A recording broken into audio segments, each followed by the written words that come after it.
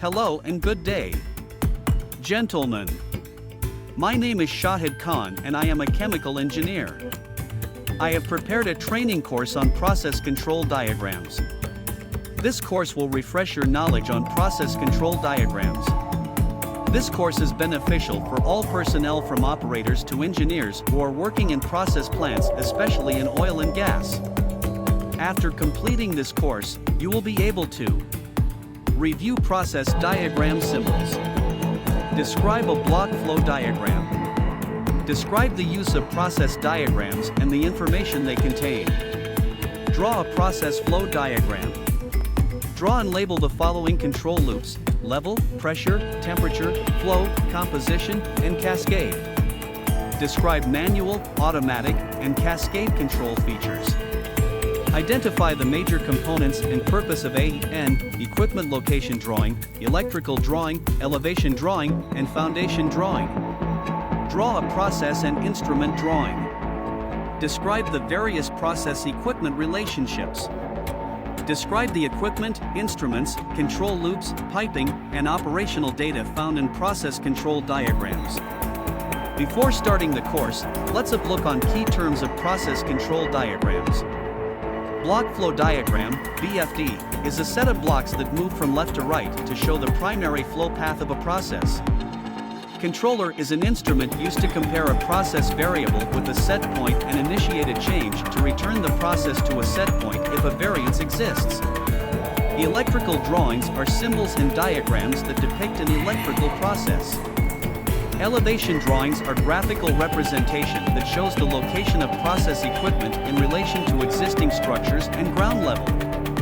Equipment location drawings show the exact floor plan for location of equipment in relation to the plant's physical boundaries. Foundation drawings are concrete, wire mesh, and steel specifications that identify width, depth, and thickness of footings, support beams, and foundation. Legends is a document used to define symbols, abbreviations, prefixes, and specialized equipment. Piping are used to convey all kinds of fluids, liquid, or gas. Process flow diagram, PFD, or flow diagram is a simplified sketch that uses symbols to identify instruments and vessels and to describe the primary flow path through a unit. Process and instrument drawing, P&ID, is a complex drawing that uses equipment and line symbols, instruments, control loops, and electrical drawings to identify primary and secondary flow paths through the plant. P&IDs may provide operating specifications, temperatures, pressures, flows, levels, analytical variables, and mass relationship data. These documents may also include pipe sizes, equipment specifications, motor sizes, and so forth. Also called a piping and instrumentation drawing. Introduction to process drawings.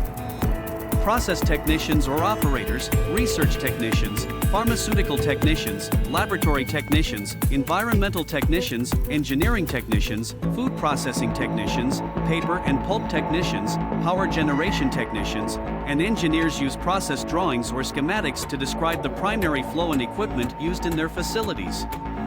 The I&E and maintenance departments and the construction division also use these drawings and refer to them each time work is performed in a specific section. Process schematics can vary from very simple to complex.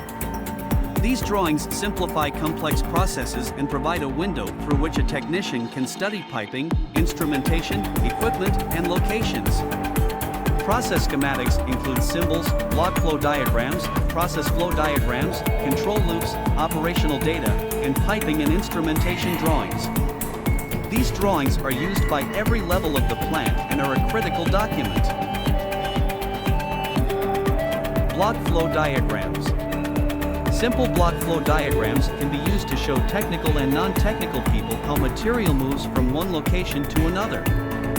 This picture illustrates the basic components of a block flow diagram, BFD. Block flow diagrams provide a simplistic set of sequences that move from left to right and show the primary flow path of a process. In reality, these drawings are helpful to individuals who are not expected to operate the unit. The best set of teaching tools for a new trainee is a good supervisor, a trainer, a process flow diagram, and training materials that accurately reflect the plant's standard operating procedures, SOPs. Technicians learn best when the expectations and qualification list are clearly spelled out. Most process units are very complex and provide challenging opportunities for apprentice technicians. Types of process diagrams. Process diagrams can be broken down into three major categories: process flow diagrams, PFDs, process flow and instrumentation drawings, FIDs, and process and instrument drawings, P&IDs, officially called piping and instrumentation drawings by the Instrument Society of America, ISA. A process flow diagram is a simple illustration that uses process symbols to describe the primary flow path through a unit. A process flow diagram provides a quick snapshot of the operating system. Flow diagrams include all major equipment and flows. A technician can use this document to trace the primary flow of chemicals through the unit. Secondary or minor flows are not included. Complex control loops and instrumentation are not included. The flow diagram is used for visitor information and new employee training. A PFID is a step up from the simplistic PFD to a little more complex drawing that includes some major and minor instrumentation and is very helpful during the training phase. Apprentice technicians will use a version of this document to trace lines, locate equipment, and check operating variables. A process and instrument drawing is much more complex. The P&ID includes a graphic representation of the equipment, piping, and instrumentation. Modern process control can be clearly inserted into the drawing to provide a process technician with a complete picture of electronic and instrument systems. Process operators can look at their process and see how the engineering department has automated the unit. Pressure, temperature, flow, analytical, speed, and level control loops are all included on the unit. P&ID cascaded control systems, indicators, and alarms are clearly visible. PFDs, FIDs, and P&IDs are used to outline or explain the complex flows, equipment, instrumentation, and equipment layouts that exist in a process unit. New technicians are required to study a simple flow diagram of their assigned operating system. Process flow diagrams typically include the major equipment and the piping path the process takes through the unit. As operators learn more about symbols and diagrams, they graduate to the much more complex process instrumentation drawings. Some symbols are common between plants, while others vary depending upon the company. In other words, there may be two different symbols used to identify a centrifugal pump or a valve. Some standardization of process symbols and diagrams is taking place. The symbols used in this video reflect a wide variety of petrochemical, gas processing, and refinery operations. Most PFDs contain design process data including flow rates, pressures, temperatures, levels, rotational speeds, equipment duties, analytical specifications, catalyst data, and so forth.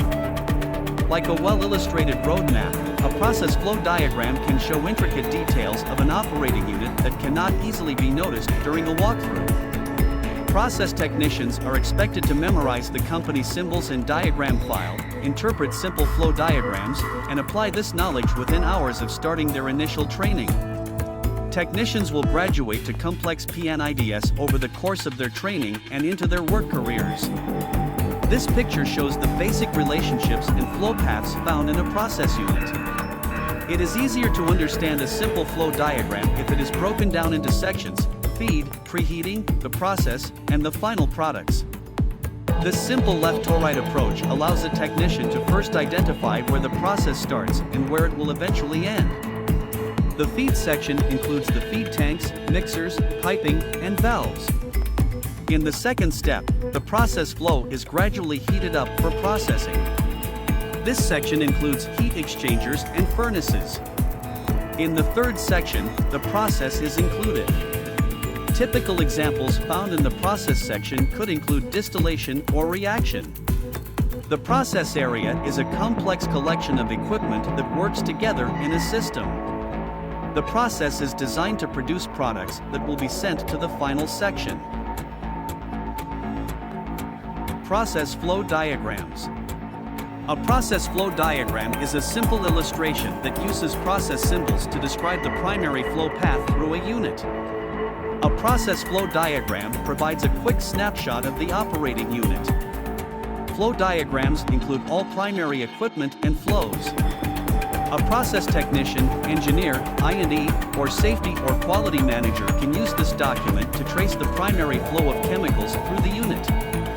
Secondary or minor flows are not included. Complex controlled loops and instrumentation are not included. The flow diagram is used for customer information, visitor information, and new employee training. A typical plant will be composed of hundreds of smaller processes or systems. Process flow diagrams are used to illustrate these systems. New employees typically learn a series of simple flow processes as they move into more complex equipment arrangements. Given adequate time and correct instruction, it is possible to learn the most complicated process. While the concepts of lifelong learning are clearly found in the chemical processing industry, it is possible to qualify on a typical job post in 3 to 4 months. Many apprentice technicians will continue to learn and improve as they move from one assignment to the next. Basic instrument symbols. Circles or bubbles are used to indicate an instrument. The information inside the circle identifies the instrument, what it does, and the variable being measured. A line drawn horizontally through the circle indicates that it is remotely located. This typically indicates that the device is located in a control room. A dashed line indicates that the instrument is located in a control room behind the control panel. This picture illustrates what the information in a bubble means. Occasionally, numbers are located in the circle that may indicate the number of the control loop. This could indicate which system the device is in or any variety of special applications used by the company. There are a large variety of instruments and instrument symbols used in the chemical processing industry. The variables that instruments measure are pressure, temperature, level, flow, and analytical variables. If the information in a circle starts with the letter L, it is typically some type of level instrument. If the first letter in the circle is the letter A, it is an analytical instrument. This picture shows a list of simple instruments. These instruments will be covered in more detail later in this video. Process technicians use P&IDs to identify all of the equipment, instruments, and piping found in their units. New technicians use these drawings during their initial training period. Knowing and recognizing these symbols is important for a new technician. The chemical processing industry has assigned a symbol for each type of valve, pump, compressor, steam turbine, heat exchanger, cooling tower, basic instrumentation, reactor, distillation column, furnace, and boilers shown in this picture. There are symbols to represent major and minor process lines and pneumatic, hydraulic, or electric lines, and there is a wide variety of electrical symbols. Each plant will have a standardized file for their piping symbols. Process technicians should carefully review the piping symbols for major and minor flows, electric, pneumatic, capillary, and hydraulic in future equipment. The major flow path through a unit illustrates the critical areas a new technician should concentrate on. A variety of other symbols are included on the piping. These include valves, strainers, flexible spool, filters, flanges, removable spool pieces, blinds, insulation, piping size, expansion joint, vent cover, inline mixer, eductor, pulsation dampener, exhaust head, pressure rating, material codes, and steam traps. This picture illustrates the basic line symbols used by process technicians.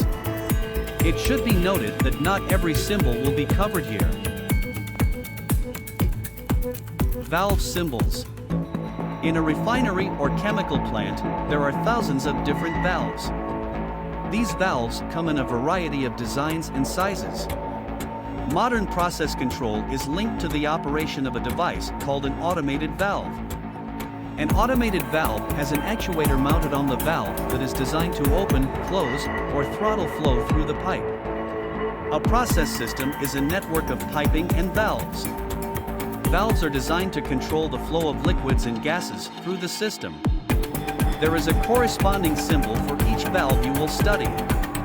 The most common valves are as follows: gate valves, ball valves, plug valves, diaphragm valves, needle valves, safety valves, pneumatically operated valves, electrically operated valves, pinch valves, globe valves, butterfly valves, check valves, angle valves, knife valves, relief valves, hydraulically operated valves, solenoid valves, motor operated. This picture has a list of valve symbols that are frequently used by technicians. Each valve has a unique purpose and design. Understanding how these devices operate is important. Being able to recognize the symbol allows a technician to understand how it is being used in the unit he or she is assigned to operate. Using a valve incorrectly can result in damage to the valve or injury to those assigned to operate the unit. Some valves are designed for on-off service, some are designed for throttling, and some are referred to as quick opening or quarter turn. While the basic function of valves is similar, it is still important to know how to safely and correctly operate each of the different designs found in your unit.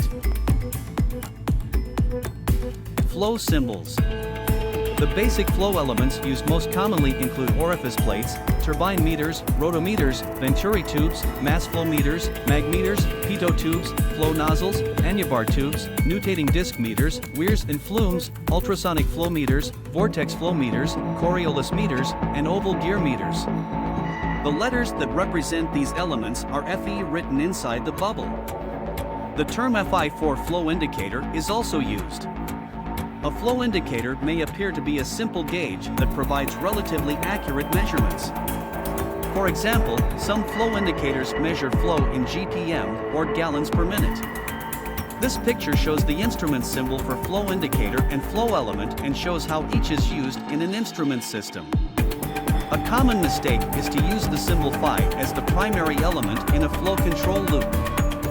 Fluid flow can be classified as turbulent or as laminar or streamlined. Centrifugal pumps require laminar flow on the suction side of the system. Turbulent flow is useful in places on the discharge side of the pump. Fluid velocity inside a pipe changes depending upon the diameter of the pipe. These changes also have a direct relationship with pressure. In pipes where the diameter suddenly gets smaller, pressure will increase at the inlet point. Fluid velocity will increase through the narrow passage, resulting in a pressure drop. Bends in the piping will cause the liquid to become turbulent. Turbulent flow tends to transfer heat energy better. Another set of factors that will affect the velocity of a fluid is density, viscosity, and temperature increases or decreases. Many flow elements work directly with transmitters. These flow transmitters are designed to send a signal to a controller. An example of this is a differential pressure transmitter that is working with an orifice plate. The transmitter is typically mounted below the line to keep the legs liquid full. High pressure and low pressure sides are located on each side of a pressure capsule. The orifice plate creates an artificial low pressure situation inside the pipe that can be measured and transmitted to a controller. Fluid flow is typically controlled with a flow control loop, FIC. In this system, each of the 5 elements of the control loop will be flow related and labeled appropriately. It is also possible to have other flow symbols like flow recorders, FRs, high flow alarms, HFAs, and low flow alarms, LFAs. Pressure symbols. The most common pressure devices are pressure gauges, manometers, and pressure transmitters. Pressure gauges are represented on a P&ID as PI, or pressure indicator. A circle with PE is the symbol for a pressure element. A diaphragm in a DP cell is an example of a PE. A simple equation can be used to determine pressure, P, pressure equals F, force, divided by A, area. A pressure gauge has a variety of internal designs. Some of these designs use a Borton tube, diaphragm capsule, bellows, diaphragm, spiral, or helical. The basic physics has the device responding to pressure changes. These responses or movements are transferred by a mechanical linkage to an indicator. For example, a Borden tube is a hollow tube shaped like a hook. As pressure is admitted into the hollow curved tube, it attempts to straighten out. A mechanical linkage transfers this travel to an indicator that shows the pressure in pounds per square inch, PSI, pounds per square inch absolute, PSIA, pounds per square inch vacuum, PSIV, or pounds per square inch differential, PSID. This picture shows the basic instrument symbols used to show pressure. Pressure is typically controlled with a pressure control loop, PIC. In this system, each of the 5 elements of the control loop will be pressure-related and labeled appropriately. It is also possible to have other pressure symbols like pressure recorders, PR, high-pressure alarms, HPA, and low-pressure alarms, LPA. Level symbols. Level measurement is directly linked to pressure measurement. Controlling the level in a tank, vessel, reactor, or distillation column is an important concept. The common instruments used to measure level are level gauges, LGs, displacer bulbs coupled to a level transmitter, capacitance probes, a bubbler system, load cells, and differential pressure transmitters, delta P cells. As the level in a tank increases, the pressure at the bottom of the tank increases.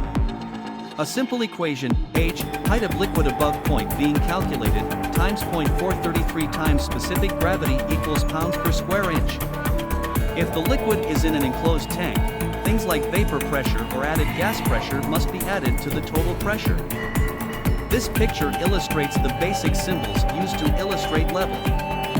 Level indicators are very common on process drawings and are represented with an instrument symbol that looks like a circle with LI written on the inside. The symbol LE is used to describe a level element. An example of an LE is a displacer bulb. Level is typically controlled with a level control loop, LIC. In this system, each of the 5 elements of the control loop will be level related and labeled appropriately.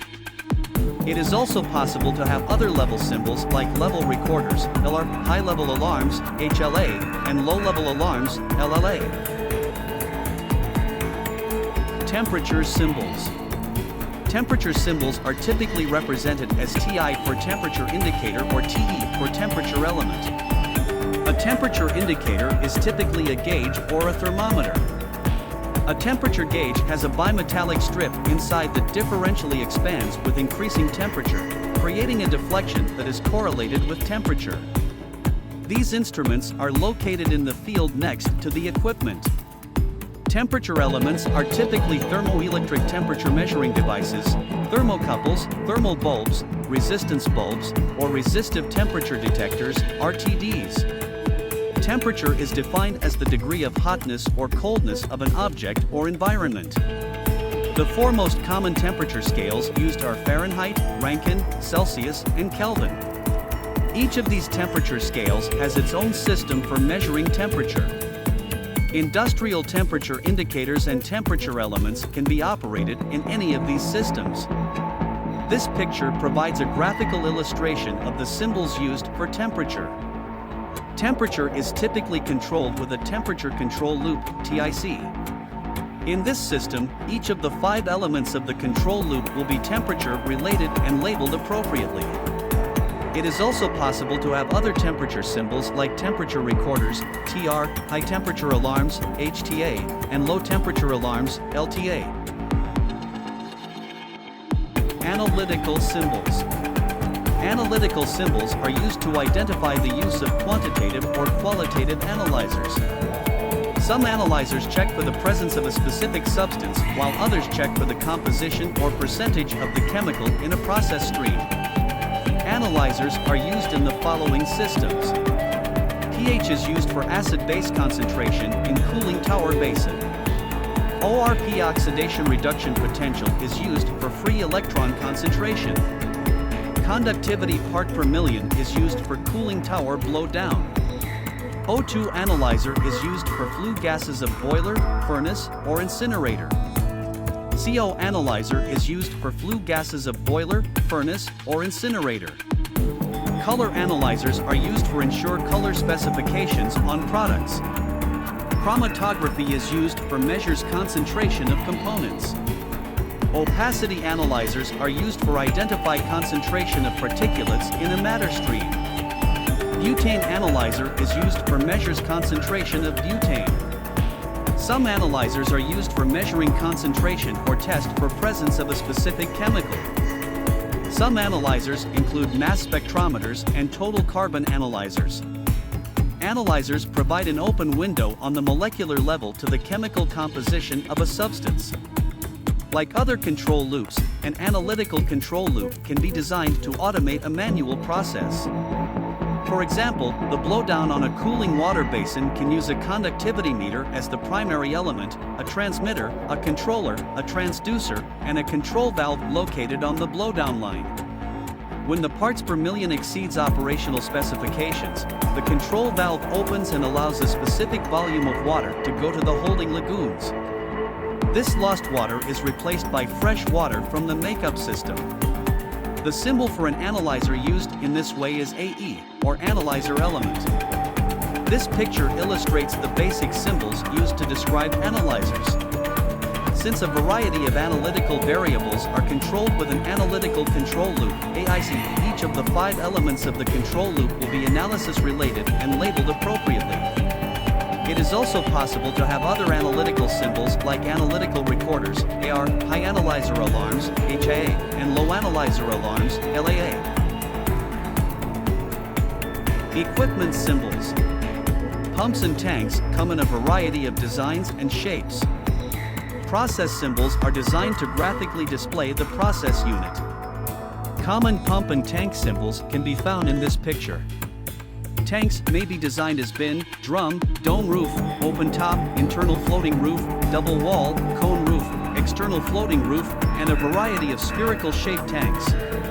The materials used in these tanks can be plastic, carbon steel, stainless steel, specialty alloys, or any variety of materials. Tanks have special designs that are shown on a P&ID and on some symbol charts. Each tank is different and has a variety of pressure and temperature requirements. Pumps come in 2 basic designs, dynamic and positive displacement. Dynamic pumps include the very popular centrifugal pump and axial pumps. Positive displacement pumps have 2 categories, rotary and reciprocating. Reciprocating pumps typically include piston, plunger, and diaphragm. These operate with a back-and-forth motion, displacing a predetermined amount of liquid. Rotary pumps use a rotary motion that displaces a specific amount of fluid on each rotation. Rotary pumps include the following designs: low, gear, vane, and screw. A pump and tank system includes piping, valves, instruments, and control loops as well as the pump and tank. These systems are designed to be circulated. Compressors and pumps share a common set of operating principles. The dynamic and positive displacement families share common categories. The symbols for compressors may closely resemble a pump. In most cases, the symbol is slightly larger in the compressor symbol file. In the multi-stage, centrifugal compressor, the symbol clearly describes how the gas is compressed prior to release. This is in sharp contrast to the steam turbine symbol, which illustrates the opposite effect as the steam expands while passing over the rotor. Modern P&IDs show the motor symbol connected to the driven equipment. This equipment may be a pump, compressor, mixer, or generator. This picture illustrates the standardized symbols for compressors, steam turbines, and motors. Heat exchangers and cooling towers are 2 types of industrial equipment that share a unique relationship. A heat exchanger is a device used to transfer heat energy between 2 process flows. The cooling tower performs a similar function, however, cooling towers and heat exchangers use different scientific principles to operate. Heat exchangers transfer heat energy through conductive and convective heat transfer, while cooling towers transfer heat energy to the outside air through the principle of evaporation. These pictures illustrate the standard symbols used for heat exchangers and cooling towers. The symbol for a heat exchanger clearly illustrates the flows through the device. It is important for a process technician to be able to recognize the shell inlet and outlet and the tube inlet and outlet flow paths. A heat exchanger with an arrow drawn through the body illustrates whether the tube side flow is used to heat or cool the shell side fluid. The downward direction indicates heating, while the upward direction illustrates cooling. Heat exchangers come in a variety of designs from simple to complex. Standard symbols have been developed for shell and tube heat exchangers, air-cooled heat exchangers, spiral heat exchangers, and plate and frame heat exchangers. The symbol for a cooling tower is designed to resemble the actual device in the process unit. Cooled product flows out of the bottom of the tower and to the processing units, while hot water returns to a point located above the fill. Cooling towers can be found in the following designs: forced draft, natural draft, induced draft, and atmospheric. Each of these designs has similarities and differences with the others. The symbol will not show all of the various components of the cooling tower system. However, it will provide a technician with a good foundation in cooling tower operation with enough information to clearly see the process. On a typical P&ID, distillation columns, reactors, boilers, and furnaces will be drawn as they visually appear in the plant. The standard symbols file for these devices can be found in this picture. If a proprietary process includes several types of equipment not typically found on a standard symbol file, the designer will draw the device as it visually appears in the unit. This picture illustrates standard symbols used for boilers and furnaces.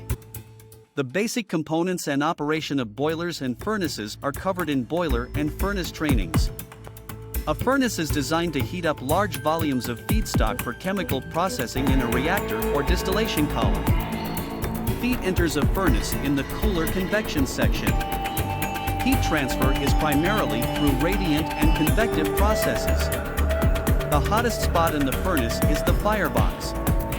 Tubes in the firebox are referred to as radiant tubes. A boiler is similar to a furnace, however, it is designed to boil water for steam generation.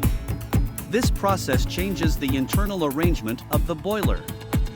Water can absorb a tremendous amount of heat. When it changes state, it expands to many times its original volume. A typical water tube boiler has a large upper, steam-generating drum, a lower mud drum, and a series of tubes designed to provide natural circulation of the steam back to the generating drum. This picture shows the symbols used for steam generators and furnaces. Distillation columns come in two basic designs, plate and packed. Flow arrangements vary from process to process. The symbols allow the technician to identify primary and secondary flow paths. The two standard symbols for distillation columns can be found in this picture. Distillation is a process designed to separate the various components in a mixture by boiling point. A distillation column is the central component of a much larger system. This system typically includes all of the equipment symbols found in this video. Plate distillation columns include sieve trays, valve trays, and bubble cap trays. Packed columns are filled with packing material, rings, saddles, solzer, interlocks, teller rosette, or panapack.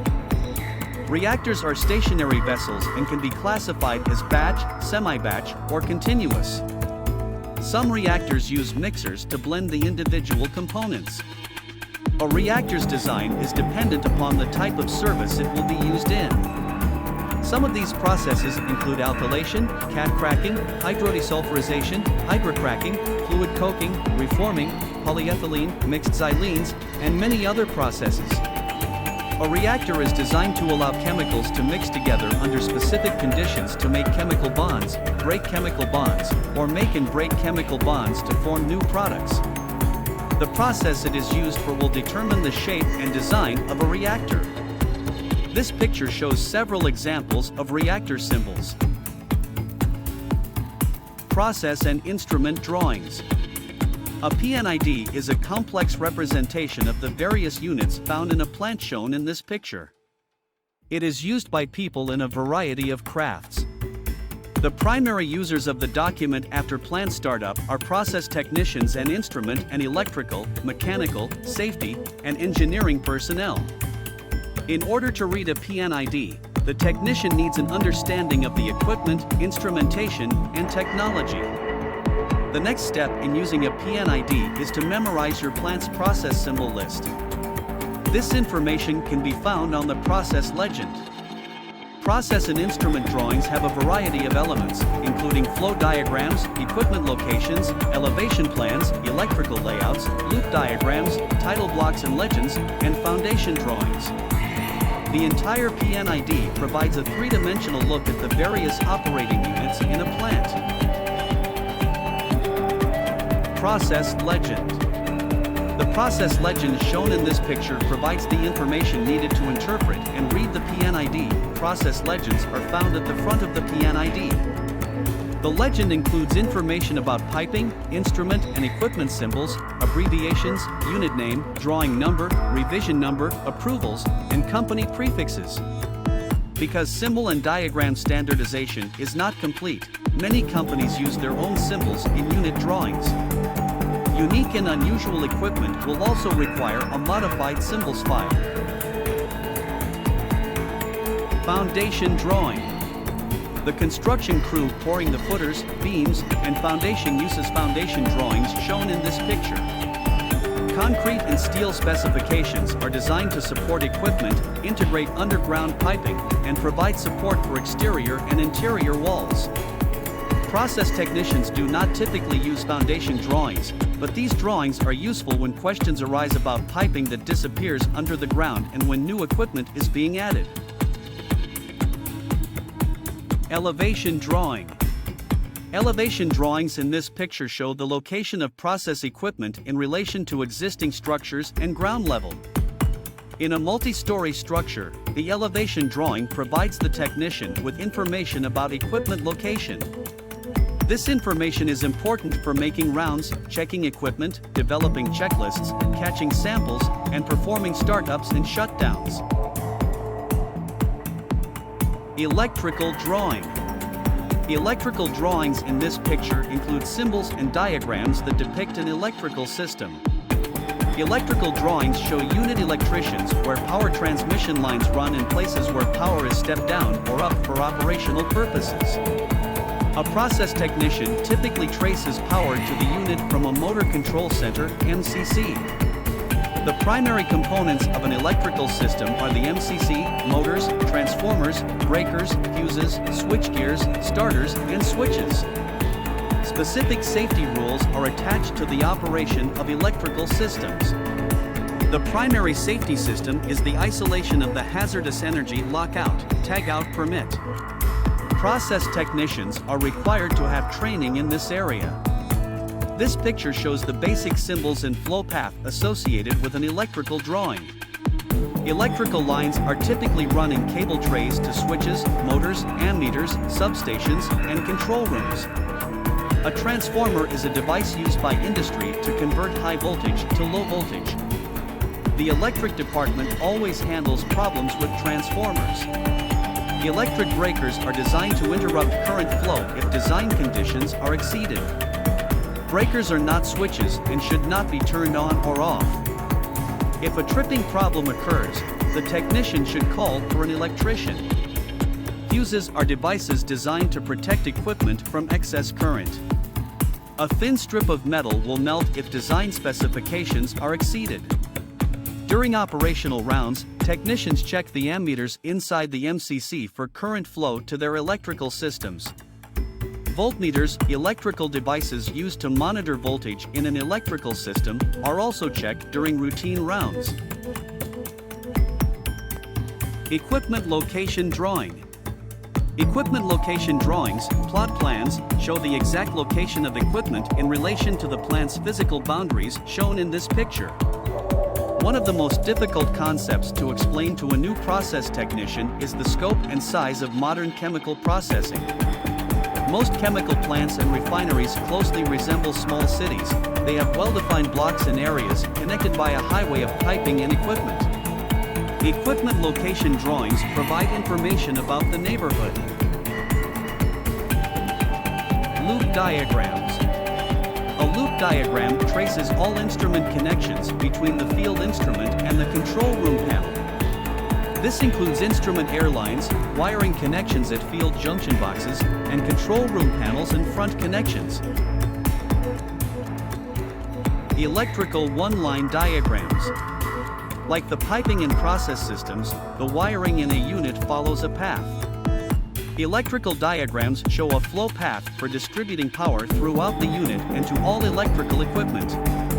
These diagrams show the different voltage levels in the unit, electrical equipment such as transformers, circuit breakers, fuses, and motors and horsepower required.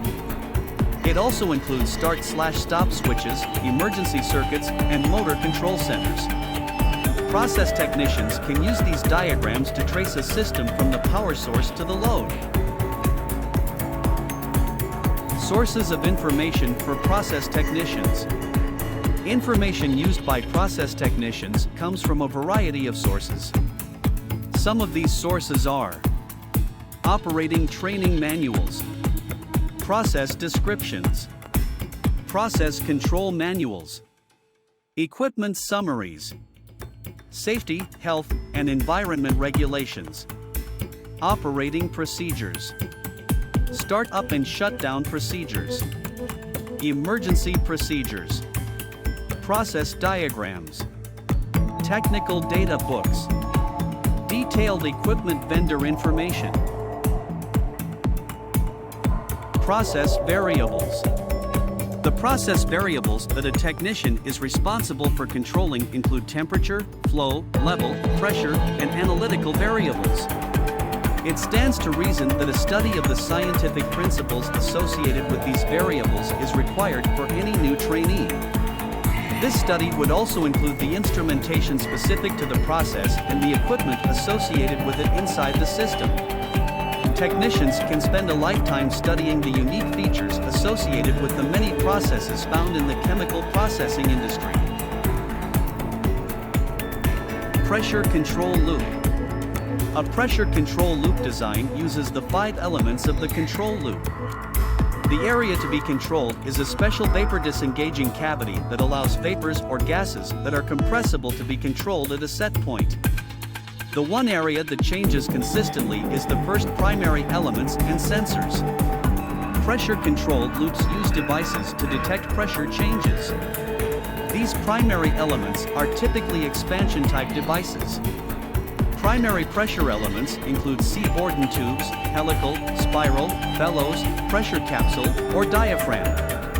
This picture includes a pressure element, pressure transmitter, controller, transducer, and control valve. An electric signal, 4 to 20 milliamperes, connects the P, PT, and PIC to the transducer where the signal is changed to a 3 to 15 pSig air signal that corresponds to changes required by the controller's set point. Pressure changes can affect temperature, level, and flow. Pressure changes the boiling point of chemicals, reaction rates, and the speed at which fluids flow through piping. These changes can impact product quality, so a variety of instruments have been invented and designed to monitor and control pressure. The instruments discussed in this video include the following: pressure gauges expressed in PSIA and PSIG, vacuum gauge expressed in inches of mercury, manometers. Pressure elements sense changes in pressure and convert to mechanical motion. Their types include bellows Borden tube, C-type Borden tube, diaphragm capsule pressure elements, helical Borden tube, pressure transmitter, and spiral Borden tube. Temperature control loop. Temperature control loop can control the amount of heat or cooling a substance is receiving, for example, steam to a kettle reboiler, hot oil to a heat exchanger, preheater, or cooling water to a condenser, heat exchanger. It can also control the amount of natural gas flowing to a burner. The burner provides heat to the boiler or furnace. 100 other applications could be described for controlling the temperature of a substance. However, the most common is by controlling the flow. This picture is a simple layout of a temperature control loop. Notice the location of the primary element and the transmitter and how the electric signal is sent to the controller. The controller compares the signal to an incoming electric or pneumatic set point. If a change is required, it is sent to the final control element. The primary sensors used to detect temperature are RTDs, thermocouples, and thermistors, often called temperature elements. Temperature elements are linked to transmitters. A 4 to 20 milliamp signal is sent to a controller that compares it to a set point. Controllers may be located in the field near the equipment or in a control room. The controller sends an electric signal to a transducer that is located on or near the final control element or valve. This will eliminate a process lag or delay. The transducer converts the signal to a 3 to 15 pSig pneumatic signal. The pneumatically actuated control valve opens and closes depending upon the signal. Temperature is controlled by reducing or increasing the opening on the valve. Level control loop. The following example of a level control loop can easily be applied to level control on any vessel or tank. Level control uses floats and float gauges, displacers, tapes and tape gauges, differential pressure transmitters, bubblers, load cells, capacitance probes, electromagnetic measuring devices, and nuclear measuring instruments. This picture illustrates what a standard control loop looks like. Flow control loop. Flow control loops are typically designed so that a measurement of the flow rate is taken first and then the flow is interrupted or controlled downstream. Flow control loops start at the primary element and work their way back to the final control element. Flow control primary elements could include orifice plates, flow nozzles, pitot tubes, Annubar pitos, mag meters, turbine meters, mass flow meters, nutating discs, oval gears, venturi tubes, vortex meters, target flow meters, and integral orifice flow meters. The most common primary element is the orifice plate. Orifice plates artificially create a high-pressure/low pressure situation that can be measured by the transmitter. Primary elements are typically used in conjunction with a transmitter. This picture shows an example of a flow control loop. Although it appears that the primary element is interrupting the flow, this is not the case. Increased velocity across the orifice plate compensates for the restriction. The transmitted signal is sent to a controller that compares the incoming signal with the desired set point. If a change is required, the controller will send a signal to a final control element. Cascaded control loop. A cascaded control loop utilizes a series of unique features in modern process control. In a cascaded control loop, two different control variables work together to control a critical variable. For example, in some cases temperature control is more important than flow. In this case, a cascaded control loop can be used. A cascaded control loop has one primary or master controller and one secondary or slave controller. The master controller is wired to the secondary controller and has the ability to override the initial or original set point. During operation, the secondary controller operates with all 5 elements of the control system. The master controller has a 1. Primary element, 2. Transmitter, and 3. Master controller electrically connected to the other control loop. This picture shows how a typical cascaded control loop looks. Analytical control loop. An analytical control loop is typically designed to use flow to control some compositional variable. For example, the pH of a cooling water basin may be controlled by adding acid or caustic. When the ppm in the water basin exceeds operational guidelines, the analytical control loops removes a specified percentage of the basin water and replaces it with fresh water. Analytical control loops can be applied to a wide assortment of operational processes. This picture shows an example of a series of compositional control loops. Process flow diagrams, PFDs, and process and instrument drawings, P&IDs, are used to outline or explain the complex flows, equipment, instrumentation, electronics, elevations, and foundations that exist in a process unit. A PFD is a simple flow diagram that describes the primary flow path through a unit. A P&ID is a complex representation of the various units found in a plant. Standardized symbols and diagrams have been developed for most pieces of industrial equipment, process flows, and instrumentation.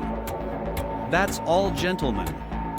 I hope this training course have refreshed your knowledge regarding to compressors and compression system.